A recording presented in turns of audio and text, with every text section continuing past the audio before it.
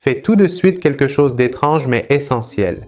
Lèche ton poignet, attends 10 secondes que ça sèche, puis sens profondément. Si ça sent la salive, alors tout va bien. Mais si tu sens une odeur particulière, comme du dissolvant, du poisson pourri ou de la naphtaline, ne coupe pas cette vidéo car ton corps est en train de crier silencieusement qu'un organe vital est en train de lâcher. Aujourd'hui, je ne vais pas te dire de te brosser les dents. Je veux t'apprendre comment, comme les médecins professionnels, tu peux diagnostiquer le cancer, le diabète et l'insuffisance rénale rien qu'en sentant l'odeur de ta bouche avant même qu'une prise de sang ne le révèle. Ces odeurs ne disparaissent pas avec un chewing-gum à la menthe ou un bain de bouche, car leur origine n'est pas entre les dents. Leur origine, c'est ton sang qui est devenu toxique. Commençons par l'odeur la plus effrayante et la plus urgente. L'odeur d'acétone, de dissolvant à vernis à ongles ou de fruits pourris. Si tu sens que ton haleine a cette odeur et qu'en même temps tu as tout le temps soif et tu vas souvent aux toilettes, c'est un signal d'alarme pour un coma diabétique. Le terme scientifique, c'est DKA.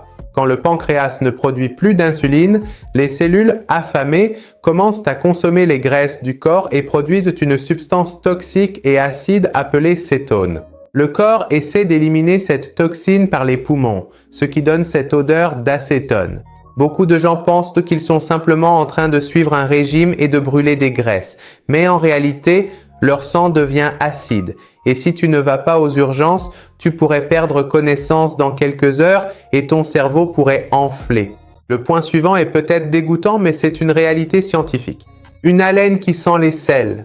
Je ne plaisante pas. Si ton haleine sent les égouts, et que peu importe combien tu te brosses les dents ou utilises du fil dentaire, l'odeur ne disparaît pas, cela signifie que ton intestin est complètement obstrué. Lorsque la nourriture n'a pas de passage pour descendre, à cause d'une occlusion ou d'une tumeur dans l'intestin, elle reste coincée, pourrie et produit des gaz fécaux qui n'ont d'autre choix que de remonter vers l'estomac et sortir par la bouche. Cela signifie une occlusion intestinale qui est une situation grave et une urgence médicale. Si tu tardes à réagir, cela peut entraîner une perforation de l'intestin et une infection du sang. Ne dis pas que tu as l'estomac lourd, dis que ton intestin est noué. Maintenant, l'odeur de poisson pourri, d'urine ou d'ammoniac. Si ta bouche sent le marché aux poissons ou les toilettes publiques, cela signifie que tes reins ne peuvent plus filtrer les toxines et que l'urée s'est accumulée dans ton sang, ce qu'on appelle l'urémie. Quand le filtre des reins se bouche, le corps essaie d'éliminer l'urée par la respiration et les bactéries de la bouche transforment cette urée en ammoniac. Cette odeur signifie que ton sang est devenu toxique et que tes reins sont en train de lâcher. Si tu ignores cette odeur et que tu penses qu'elle vient des fruits de mer que tu as mangés, ta prochaine destination sera la salle de dialyse ou la greffe de rein, pas le cabinet dentaire. Une autre odeur étrange et mystérieuse, c'est l'odeur de la naphtaline. Exactement la même odeur que celle des armoires à vêtements anciennes de nos grands-mères. Si ta bouche sent comme ça, tes sinus sont devenus un marécage d'infections bactériennes. Les mucosités épaisses à l'arrière de la gorge, riches en protéines, sont décomposées par certaines bactéries qui produisent un gaz appelé scatol, dégageant une odeur de moisi et de naphtaline. Cela signifie qu'il s'agit d'une infection chronique qui se propage dans les cavités de ton visage et qu'aucun dentifrice ne peut éliminer car la source n'est pas ta dent. La source, c'est une infection qui s'est installée là depuis des mois et qui nécessite un traitement spécialisé. Passons maintenant à l'odeur de viande avariée ou de cadavre, qui est extrêmement désagréable. Si ta bouche sent la mort mais que tes dents sont saines, généralement le problème vient des calculs amygdaliens. Des morceaux de nourriture, des bactéries et des cellules mortes se coincent dans les cavités des amygdales, se durcissent et se transforment en petits calculs blancs. Ces calculs sont de véritables bombes malodorantes et il suffit d'en presser un pour qu'une odeur de putréfaction pure s'en dégage. Ce n'est pas dangereux, mais cela montre que le système lymphatique de la gorge est impliqué et que des bactéries s'y cachent. La solution consiste à éliminer physiquement les calculs des amygdales, pas à prendre des comprimés rafraîchissants. Une odeur de lait caillé ou de fromage avarié. Surtout si, au réveil, ta bouche sent l'aigre et que le fond de ta gorge te brûle, tu es en danger de cancer de l'œsophage. C'est le signe d'un reflux silencieux qui brûle, la nuit, ton œsophage et tes cordes vocales avec de l'acide. L'acide gastrique est si puissant qu'il dissout l'émail de tes dents, les rendant jaunes et fragiles. Si ta voix est enrouée et que tu as cette odeur, cela signifie que le clapet de ton estomac est resté ouvert et que le tissu de ton œsophage est en train de se transformer. Tu dois immédiatement changer ton régime alimentaire et dormir en position inclinée. C'est-à-dire que ta tête doit être surélevée d'au moins 25 à 30 degrés.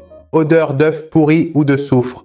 Si tu n'as pas mangé d'oignon ni d'ail mais que ta bouche sent les égouts et le soufre, c'est que ton estomac est devenu le repère d'une bactérie tueuse et sournoise appelée Helicobacter pylori.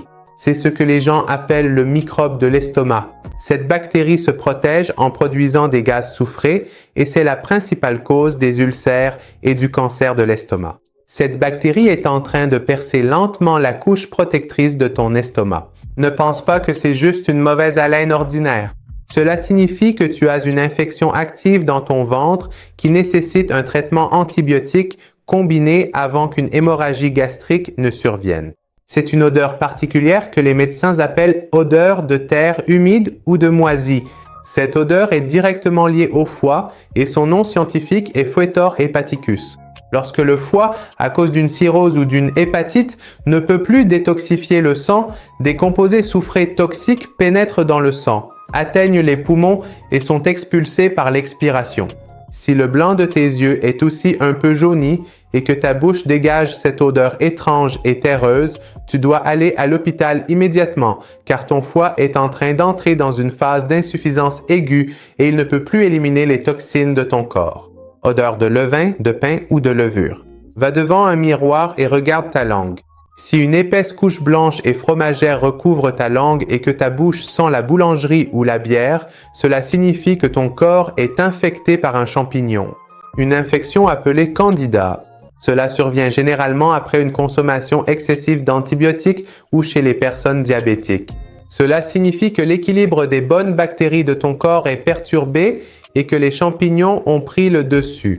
Si elle n'est pas traitée, cette mycose peut pénétrer dans la circulation sanguine et détruire le système immunitaire. Ce n'est pas limité à la mâchoire ou à la bouche. C'est le signe d'une faiblesse générale du système immunitaire et cela doit être pris au sérieux. Et maintenant, un point que beaucoup de gens ignorent.